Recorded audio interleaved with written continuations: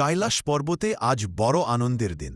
দেবী পার্বতী ভোর থেকেই ব্যস্ত, কারণ আজ তার স্নেহের ছেলে বাল গণেশের জন্মদিন। চারদিকে বরফ পড়ছে, তবুও কৈলাসে রঙিন আলো আর ফুলের সাজ সাজানো। বাল গণেশ ঘুম থেকে উঠে খুশি হয়ে বলল, মা, আজকে কি আমার জন্য বিশেষ কিছু আছে? পার্বতী মা হেসে বললেন, তুমি নিজেই দেখে নাও। বাইরে বের হয়ে গণেশ দেখল সব দেবদেবী এসে জড়ো হয়েছে। ব্রহ্মা, বিষ্ণু, ইন্দ্র, কার্তিক আর হিমালয় মহারাজ সবাই ছোট্ট গণেশের জন্য উপহার নিয়ে এসেছে। কার্তিক তাকে একটি ঝকঝকে সোনার বর্ষা দিল, বিষ্ণু দিলেন মিষ্টির থালা, আর নারদ মুনি নিয়ে এলেন তার বাঁশির মধুর সুর। কিন্তু একটাই সমস্যা, বাল গণেশের প্রিয় মোদক কোথাও নেই। গণেশ একটু মন খারাপ করে বলল, মা, আমার জন্মদিনে মোদক নেই। পার্বতী মা হেসে বললেন, থাক, তোমার বাবাই কিছু সারপ্রাইজ রেখেছে। ঠিক তখনই দূর থেকে ভীষণ গর্জন শোনা গেল। মহাদেব শিব নিজেই তার নন্দীকে সঙ্গে নিয়ে আসছেন।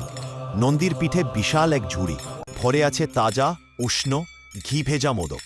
বাল গণেশ খুশিতে লাফিয়ে উঠল। শিব বললেন, বাপা, তুমি এই 3 লোকের আনন্দের উৎস, তোমার জন্য মোদক বানিয়েছি। সবাই মিলে গান গেয়ে, নাচ করে বাল গণেশের জন্মদিন উদযাপন করল। দেবতারা আশীর্বাদ দিলেন, যেখানে ভক্তি থাকবে সেখানে থাকবে তোমার কৃপা। শেষে বাল গণেশ ছোট্ট গলায় বল, সবাই সুখে থাক, হাসি খুশি থাক, এটাই আমার জন্মদিনের উপহার।